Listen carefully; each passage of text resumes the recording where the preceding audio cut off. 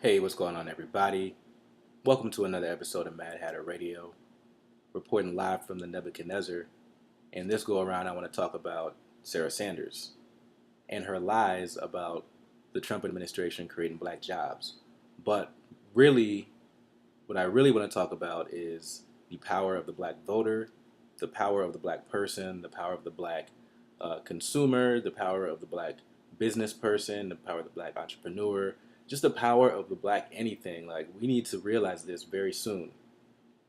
And here's the evidence for why we need to realize this.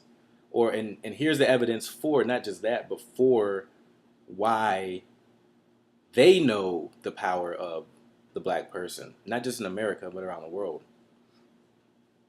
But particularly, I'm talking about the Western culture. So, first off, look at everything that they do just to capture, you know, blackness or like the black voter, the black spender, uh, the black anything. So, look at what they do first off, like black music. Look at how hijacked black music has become. Like when it comes to hip hop and rap, it's basically like all demonic. It's basically all low frequency vibrations now. At least the mainstream stuff is. And so look at what they did to just the Sarah Sanders situation, where she lied about the amount of jobs that the Trump administration created for black people versus the Obama administration. Why would you lie? Like, if it wasn't that important, you know, you wouldn't lie. So the reason why you're lying is because you know it's important. You understand the importance of black voters. That's why they're putting all these lies out there. So they put the lies about the job creation, right? And Sarah Sanders apologizes. She said that I think the Obama administration only created like, what was it? Can't remember exactly. Like, I think 150,000, but the number was closer to 3 million. And the Trump administration, I think, had only created like 150,000. So she was way off. But again, why put so much energy into that? Well, because they understand how important it is to capture the black vote. The Trump administration did not have the black vote coming into uh, his election. It was one of the lowest black voter turnouts for a candidate in I don't know how long. And now you have these polls.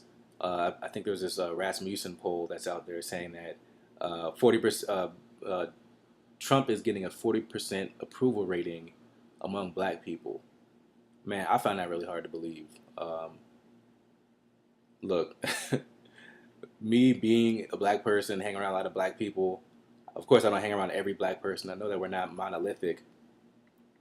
I am yet, all the black people that I know on Facebook and social media, I am yet to come across too many black, pro Trump black people. So, this is another one of those things where it's like they're slipping something out there to kind of get into your subconscious that, hey man, black people love Trump. You should too. Kind of like a house, and that actually takes me on to another point is how like a house Negro, right? They bought off a bunch of black entertainers like Jim Brown, Kanye West, um, Ray Lewis, and a bunch of other people, and they bought them off thinking that they could buy off black people. In a sense, they want to buy off our vote. They want to buy our vote to a certain extent. But I'm like, shoot, pay me, like actually pay me. So my thing is like, it's always been this way. There's always been house Negroes and field Negroes. Um, so another way that they want to capture the black vote is, or just the black person's energy, is through passing these voter ID laws. They know that these voter ID laws are specifically meant for people of color, not just black people, but people of color, because they know a lot of people, immigrants come here, they might not have certain papers. Even though they could be completely legal, they might not have certain papers or have access to them. A lot of black people, because of what we've went through, we weren't allowed to, even give birth. People of color weren't even allowed to give birth in registered hospitals. So a lot of them don't have certificates, birth certificates, or ways of identification because of the system, and then they want to use that against us. But the reason why they do that is because they know that in certain states, if they block off the black vote, they can win. They would not be blocking us off if we didn't have this much power. And then one of the last things is, man, like how crazy it is like how dumb that they think that we are, you know. So there's all these things going on right now in this current administration, um, and you know, like the debate over whether the president used the N word or not. First off, who even cares? Like I have way bigger things to worry about. You know, if someone says that to my face, that might be a different thing. But who cares? And not just that. Like we already know that every white person uses the N word. Like, let's stop playing this game like we don't know that. We know that. I've been around enough white people to know this. It's a thing. So let's stop acting like he doesn't, and let's stop acting like that. If a white person does use the word, that's automatically means that they're racist. A lot of times they probably are, but let's just also understand that that's not the only qualifying thing that makes you a racist is by saying the N word. That's just ridiculous. So this administration supports neo Nazis, right? And they're trying to convince black people that the Trump administration also likes black people, or like the Republicans right now. And I'm not even saying that the Democrats are better, but they're trying to convince us that the Republicans care about black people, and especially the Trump administration, when they support neo Nazis. When a black man got injured, almost killed at a rally in Charlottesville, supported by neo Nazis, and Obama doesn't even mention this guy's name and says both sides are at fault. Peaceful versus violent, both sides, or I said Obama. Trump says both sides are at fault, or both sides are good sides. That's ridiculous, man. So, and then he calls African countries shithole countries. Well, okay, like we're supposed to support that. Then he says Haitians have AIDS, and he's known for removing temporary protection service for Haitians. Uh, and my thing is like, if he's so much against Hillary, which a lot of people are, then why don't you use that point to talk about how the Clintons helped to destroy Haiti, and use that? Why don't you use Haitians as an example of the good that we can do? But no, because at the end of the day, it seems like your hatred toward people of color is more powerful than your hatred toward Hillary Clinton.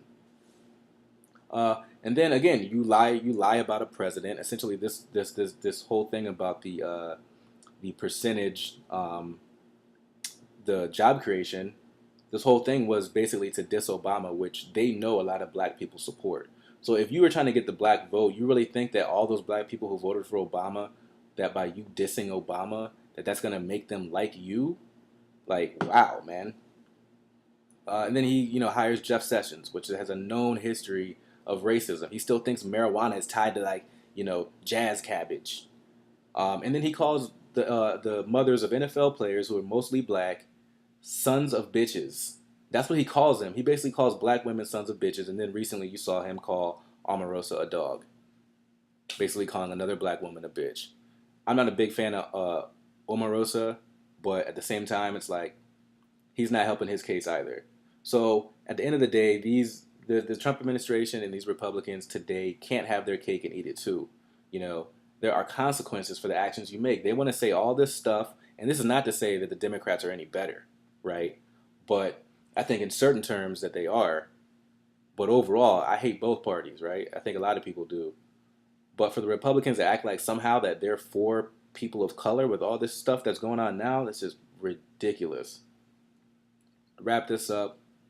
Overall, we got to get our stuff together as people of color, but particularly as black people.